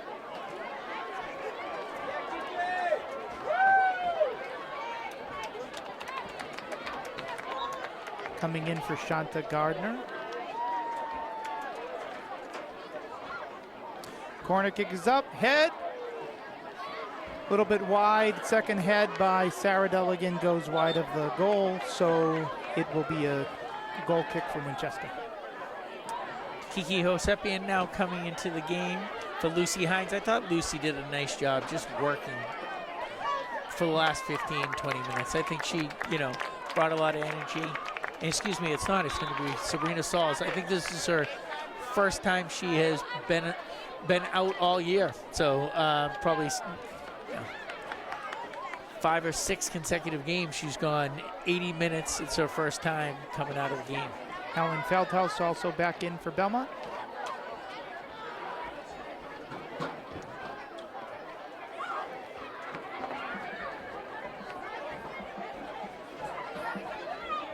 Well, more than 1,000 people still here at Harris Field. A lot of young kids enjoying the evening, hanging on the fences, enjoying seeing their friends, seeing good soccer. Cam Palmer carries the ball out wide, goes off her, so it'll be Winchester's throw. 6:30 left here from Harris Field.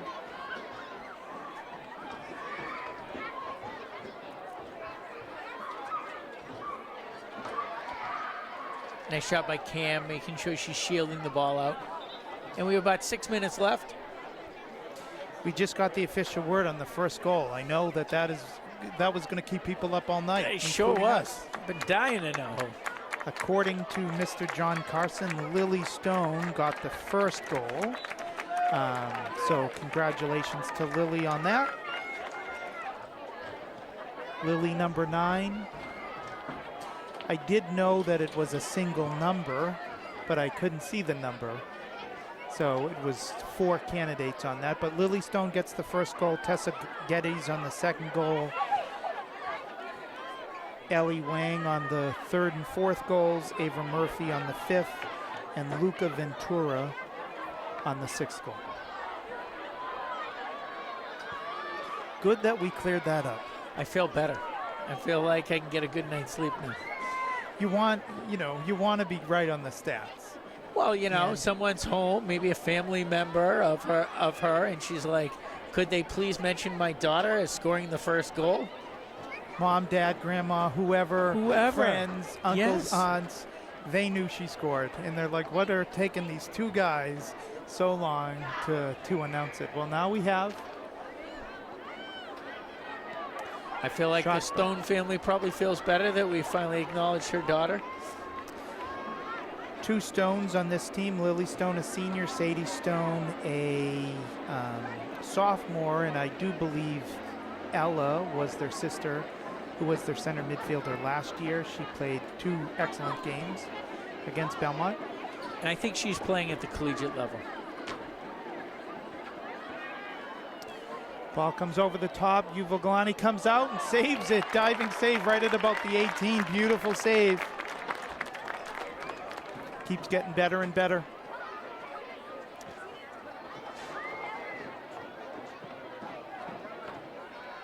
It would be a mistake to think that Yuval Galani didn't play a great game, even though Winchester, with all their offensive firepower, scored 6 goals. Nice pass in by Molly Plunkett. Can Sarah Yu for Belmont, number 3, get the shot? The answer is no. Well played by Winchester defense. 2 more substitutes coming in. Anna Santos and Lauren Arsenault coming in for Sarah and Paula Dulligan for the final 3:40.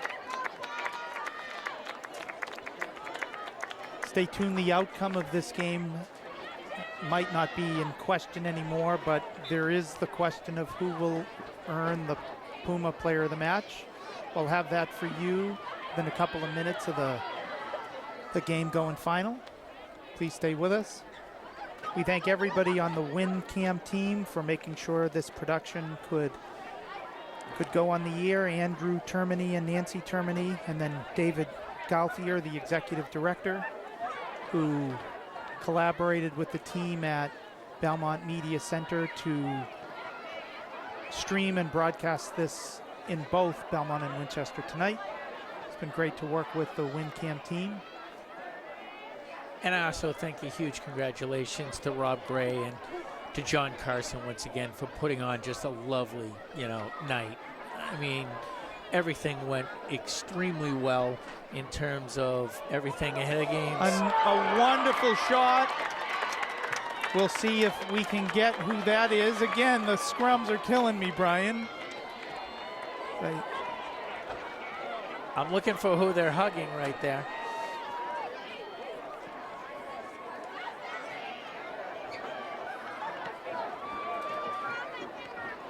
Again, I've lost it, Brian.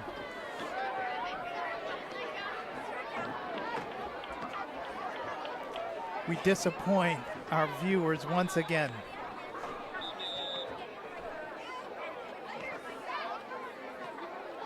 I think a timeout on the field with 2 minutes left. Winchester goes up 7-0. Nice shot. So I am guessing it's number 15, Zoe Coleman, because it looks like everyone's going over there to congratulate her. So I've got to believe that she had the 7th goal. The coach is going over there to congratulate her. The goalie just went over to slap high five with her. So I'm going to say the final goal was Zoe Coleman. I'll put it with an asterisk. Still stays official until we hear it on the public address system. Yes. But Brian's putting some money down on that he's right. I'm putting some money down that it's Coleman. At the 2-minute mark, so we'll recap the goals here. Lily Stone scored first at the 28-minute mark. Then a minute later, Tessa Geddes scores Winchester's 2 goals. And then at the 12:40 and 2-minute marks is Ellie Wang. Ava Murphy then scores at the 34-minute mark of the second half. Luca Ventura, the 6th goal at the 21-minute mark, and now at the 2-minute mark. Did I just hear they say Ellie Wang? Yes, I did. I'm not sure. I'm not sure I am. I'm 100% sure with that, but perhaps. It was on that far side there, so if Lily Wang is there, that would be a hat trick for her. That would be a hat trick. I'm always wrong when I call out goals, so maybe this is Brian's first in history not getting it right.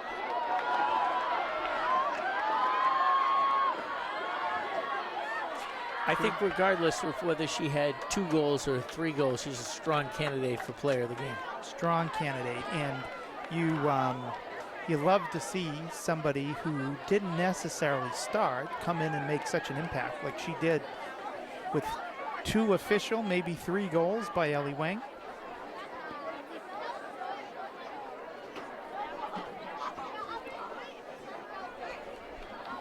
So if you're at Belmont, this is one of those ones you burn the tape in terms of bouncing back. You've got Woburn coming up in a couple of days. I think you need to get back on the winning track. This is one of those games that you just have to kind of turn the page and move over. I don't even think as a coach you even bring up kind of the game. Let's keep our head up and let's look at Woburn. Nice hustle by both Cam Palmer and number 4 Luca Ventura for Winchester. If you're Winchester tonight, though, you're back. This is your springboard to win the league. You're fighting with Arlington and Lexington for the top of the Middlesex League. You come out here, you play extremely, extremely well, and you're hoping that you're able to repeat. And so I thought there was going to be the 3 whistles. It looks like we have an offsides call. 1 whistle. So we're under 2 minutes here. We don't think that there's much more time on the clock. Winchester leads 7-0 against Belmont. Now Sarah Yu stolen by Alexander Hermsdorf for Winchester. Nice steal by Kiki Hosepian right there. Number 8 for Belmont.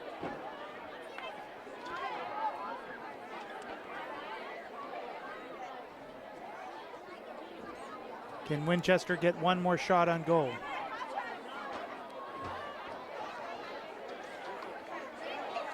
Might come here, but again, Yuval Galani always alert back there, coming on up. They actually switched to Kate during the last Kate couple Grimble. minutes yeah, I think that was the timeout to get Kate into a little bit. And there's the 3 whistles. 7-0 tonight. Winchester, just a dominating performance. You know, as we said at the beginning of the broadcast, you know, they don't rebuild, they reload. As, you know, it's like Oklahoma or Alabama football. Clemson, Yeah. Georgia, you name it, in Division I AA football.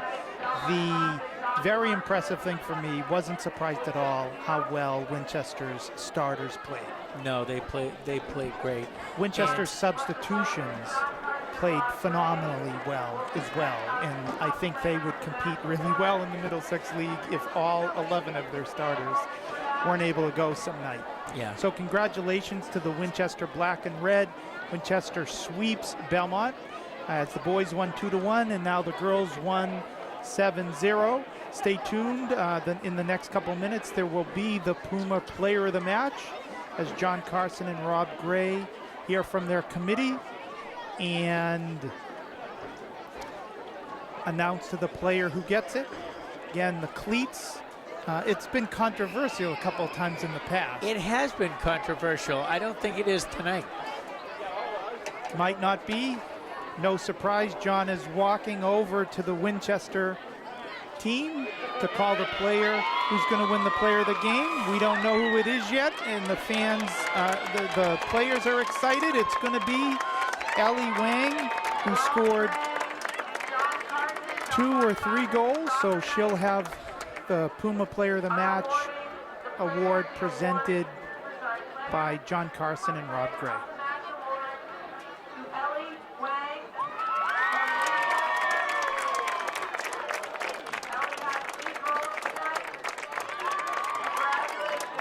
Congratulations to Ellie Wang. Certainly a night she will remember for the rest of her life. Coming in off the bench, getting a big hug by her coach, Rick Emanuel there. Congratulations to Rick on building such a strong program. Coach Paul Graham comes over, and she is getting a bear hug from all of her teammates with the jump hug now. You like to see that. And now the Phoenix Cup will be presented to Winchester's 3 captains, Lily Stone, Susie Kotwicki, and Devin Crayer.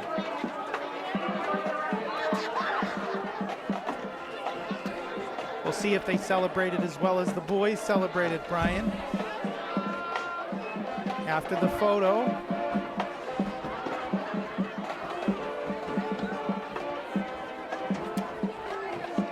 It's nice to hear the pep band still in the background. they were going strong. First time the pep band has been here. The Winchester captains bring it over to their entire team, and Winchester celebrates. So congratulations to all the Winchester Black and Red. Congratulations to their coach. Belmont played hard, but Winchester was as strong as advertised tonight. So Brian, any final thoughts? Just a great game by Winchester, a great night.